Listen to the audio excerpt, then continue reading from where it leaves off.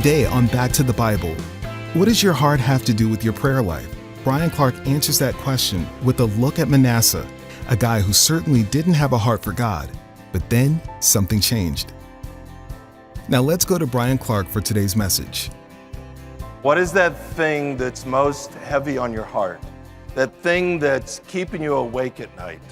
Would you be willing, through the course of this series on prayer, to pray like you believe that prayer moves the hand of God? Many of you have told me that your prayer life has been reignited with the belief that it is possible that prayer could move the hand of a sovereign God. I don't know if you're going to get a James story or a Peter story, but we have to believe there's power in prayer. But I would guess there's quite a few of you, since we talked about it, where it has changed nothing. Why is that? Why is that? Just not buying it? I would guess for quite a few of you, there's a belief, if you were to be honest, deep in your heart, that prayer may work for the really good Christians. But if you knew my story, if you knew my stuff, if you knew what I have done or what's been done to me, there's just no way my prayers are going to move the hand of a sovereign God. Many of you will recognize the name Jeffrey Dahmer. Jeffrey Dahmer was a mass murderer in the late 80s, early 90s. I think he killed 17 young men. At least he was convicted for killing 17 young men. Not only did he sexually molest his victims, but he actually cannibalized his victims. It's hard to even imagine the depth of human depravity to do such a thing. Jeffrey Dahmer was beaten to death by a fellow prisoner in 1994. But the news came out that through the ministry of a local pastor into the prison, Jeffrey Dahmer had found Jesus. The news came out that Jeffrey Dahmer had a religious experience and had come to believe that if he confessed his sins, that God would forgive his sins and would welcome him into heaven. And it caused quite a scandal among people talking about, is that possible that someone could commit that level of atrocities and then have a religious experience and everything's okay? Even many evangelical Christians argued whether that was possible. Oftentimes, grace could be a very scandalous thing. If the story of Jeffrey Dahmer bothers you, you're going to be really bothered by our story today. It's the story of a king by the name of Manasseh, son of Hezekiah. He has two distinctives as a king. Number one, he is the longest, or was the longest reigning king in the history of the Hebrew people. Second, he was by far the most wicked, evil king in the history of the Hebrew people. If you have a Bible, turn with me to 2 Chronicles 33. What do we learn about this king, and what do we learn about this king as it relates to prayer? Just a little background regarding the structure of the Old Testament. Many of you, very well-intended, have decided, I'm going to read the Bible cover to cover. We have what we refer to as the Leviticus Club. Basically, that means you get through Genesis, and Genesis is good stuff. You get through Exodus, and it's possible to make it through, but you get to Leviticus, and you go in the tanker. If you survive Leviticus, you're not going to survive Numbers. And you say, what's the deal with this book? It's important to understand the Bible simply was not written to be read that way. This isn't a John Grisham novel. The storyline isn't going to make sense. The best way to think about it is the storyline runs through what would refer to as the primary historical books. And if you pick those out and put them together, it's a wonderful story. But there's also what we would call secondary historical books, which means they don't advance the story chronologically, but they go back into the story and fill it out with more details. So let's just take the period of the kings. If you read 1st and 2nd Samuel, 1st and 2nd Kings, the storyline makes sense. Those are primary historical books. But as soon as you hit Chronicles, it's confusing because you say, no, wait a minute here. We've already read these stories before, and they even seem different. It's because Chronicles is a secondary historical book. It's not advancing the story chronologically. It's going back into the story you've already read and filling in details that the chronicler thought you needed to know. The result of that is the story of King Manasseh is told in both 2 Kings and 2 Chronicles. In 2 Kings, we get a clear picture that this was a very wicked king. We find out he was the longest reigning king, and we find out he was unimaginably evil. As a matter of fact, at one point in the king's description, it says that he was so violent, he was so bloodthirsty, that he actually filled the streets of Jerusalem with blood from border to border. Finally, Kings ends with his death, and this guy was so bad, he wasn't even buried among the kings. He was buried in his own plot at his own house. And then the story goes on. But when we come to 2 Chronicles 33, we learn there's a chapter to the story that's very relevant to our discussion, that isn't recorded at all in the Kings, but is very important in the Chronicles version. So we pick it up, chapter 33, verse 1. Manasseh was 12 years old when he became king, and he reigned 55 years in Jerusalem, and he did evil in the sight of the Lord.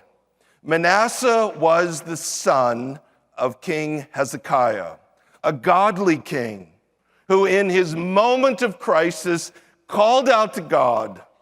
My favorite part of that story is when God says to Hezekiah, because you prayed, this is what I'm going to do. We wrestle with the question, does prayer move the hand of a sovereign God? But there's only one way to interpret what that text says. God doesn't say, I was going to do that anyway. Nice job of lining up with me. The statement is meant to be causal, because you prayed, which means if you had not prayed, the story would have been different. There's many of these stories throughout the Old Testament. I don't understand how it works. It's clearly a mystery, but there's no question that God is saying prayer does move the hand of a sovereign God. It matters. Manasseh would have been roughly 8 years old when God wiped out 185,000 Assyrians and rescued the day. Clearly old enough to hear the chatter at the dinner table that God had done a miracle and had saved their lives. So what got into this guy that he would spend 55 years as a king seeking new and fresh ways to see how deeply he could provoke and offend God? This guy was over the top.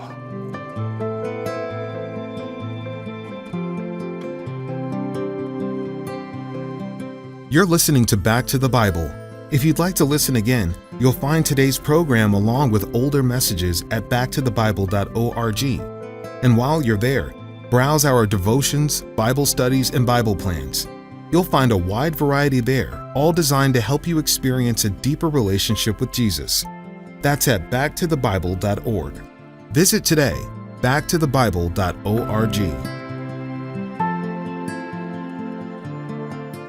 The combination of power, selfishness, and undeterred ruthlessness made Manasseh the most wicked king in the history of Judah. Then something happened. Bryan Clark continues in 2 Chronicles 33, verse 2. Says he did evil in the sight of the Lord according to the abominations of the nations, whom the Lord dispossessed before the sons of Israel. For he rebuilt the high places which Hezekiah his father had broken down. He also erected altars for the Baals and made Asherim and worshiped all the hosts of heaven and served them. He built altars in the house of the Lord, of which the Lord had said, "My name shall be in Jerusalem forever." For he built altars for all the hosts of heaven in the two courts of the house of the Lord. Basically, he did the polar opposite of his godly father. He did everything to resurrect pagan worship throughout the land. He rebuilt the temples, the pagan temples. He rebuilt the pagan altars. He established all these pagan ways. He even put the pagan altars in the courtyard of the temple just to stick it to God. Verse 6, he made his sons pass through the fire in the valley of Ben-Hinnom, and he practiced witchcraft. Talking about put his sons through the fire in the valley. This valley was known as the Valley of Fire. It was filled with pagan altars. And that's where you would take your child in order to offer your child as a human sacrifice and throw your child into the fire. Notice it's plural. He didn't do it one time. He took his sons. How do you do that? How do you have that level of depravity to take your own child and throw your child into the flame in the name of pagan gods? But that's what he did. He was involved in witchcraft and used divination and practiced sorcery and dealt with mediums and spiritists. He did much evil in the sight of the Lord, provoking him to anger. I mean, this guy's thumbing his nose at God. This guy's seeing how much he can do to make God angry. This isn't King David on a particular night having a moment of weakness and having an extramarital affair with Bathsheba, as disastrous as that was. This is the king who is absolutely bent on turning an entire nation against God, with every form of Satanist worship possible, to see how much he could do to provoke God. Then he put the carved image of the idol which he had made in the house of God, of which God had said to David and to Solomon his son, "In this house and in Jerusalem, which I have chosen from all the tribes of Israel, I will put my name forever. And I will not again remove the foot of Israel from the land which I have appointed for your fathers, if only they will observe to do all that I have commanded them, according to all the law, the statutes, and the ordinances given through Moses." Thus Manasseh misled Judah and the inhabitants of Jerusalem to do more evil than the nations whom the Lord destroyed before the sons of Israel. You have to understand that is an absolutely breathtaking statement. Time doesn't allow us to go into all the details concerning how utterly wicked the pagan nations were that God dispossessed out of the land. I mean, these were really bad people. Most of us could not even conceive of the level of depravity that they practiced. This king filled the streets of Jerusalem with innocent blood from border to border. What the text is saying is as bad as those pagan, idolatrous, Satanist religions were, King Manasseh surpassed them all in terms of his depth of evil. This is one bad dude. Then the Lord spoke to Manasseh and his people, but they paid no attention. Doesn't say they didn't hear him, they just didn't pay attention. Couldn't care less what God has to say. We're sticking it to him. So the next verse says, therefore. We know what's coming, don't we? But before we go down that path, I want to just stop there a minute. Because at this part of these texts in the Old Testament, I always like to wrestle with the question. Okay, we know what's coming. What would you like God to do? In our culture, we are so offended when God mediates out judgment, when God carries out justice, when God interferes. Often you hear people describe the God of the Old Testament as a God of anger and a God of judgment and a God of wrath, and then suddenly he becomes a nice guy in the New Testament. That couldn't be more false. God is unbelievably patient throughout the Old Testament. If I was God, I would have whacked Manasseh long before this. It's hard to know exactly how much time passed, but probably in the neighborhood of 50 years of pure evil that God has tolerated in the land. But now we're going to get a therefore. And it raises the question, what would you like God to do? We as a culture embrace this idea that we should live and let live. We shouldn't judge other people, which basically flows out of our selfishness. We're narcissistic. We're indifferent. I don't care what anybody else is doing as long as it doesn't hurt me.